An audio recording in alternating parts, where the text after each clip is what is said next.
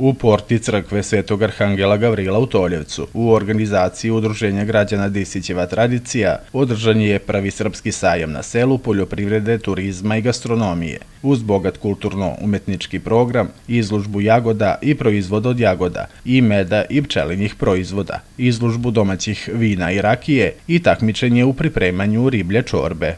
Grand Prix nagradu sajma dobili su Hemijsko-tehnološka škola Kruševac i profesor Goran Kuzmanović, predsjednik stručnog žirija, koji je sa maturantima ove obrazovne ustanove ocenjivao izlagače u svim kategorijama. Grand Prix nagrade su dobili Institut za krmno bilje Kruševac za unapređenje poljoprivrede i Zorica Stošić iz Kruševca sa ekipom Baba i unučići za promociju turizma.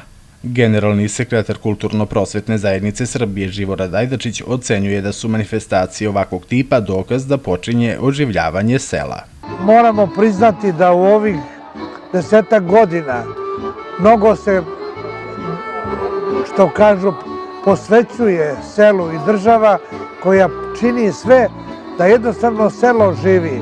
A mi moramo da budemo svesni da ako živi selo i ako selu sve funkcioniše, kao i ovdje ova izložba, vidite proizvode tih ljudi sa sela, jeste da Srbija mora imati pre svega svoj odnos, da joj nije sela ne bi bilo ni države.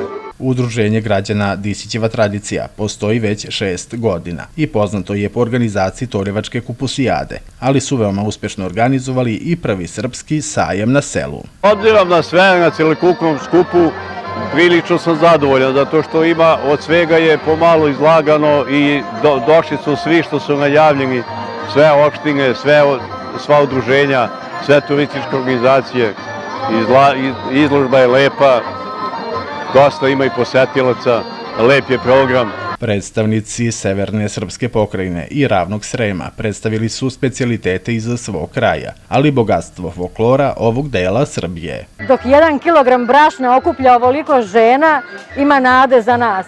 A kao drugo, kao učesnik na mnogim manifestacijama, ono što treba, a to je mladost. Mislim da mladost je nešto što treba da ide napred, nešto što treba da nas predstavlja u budućnosti. Naše beše. Mi smo se već negde potvrdili, ali mladost je ono što zaslužuje veliku pažnju i poštovanje, nešto što treba da se podržava.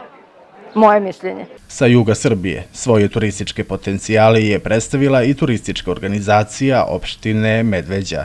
Najznačajniji turistički potencijali opštine Medveđe, to je Jesjarinska banja, koja ima 26 izvora, mineralnih izvora, od tih 18 izvora su priznati, lekoviti. U blizini opštine Medveđe imamo konak pastira, imamo još mnogo potencijala koje možete posetiti, kao što je Ćorav vodopad.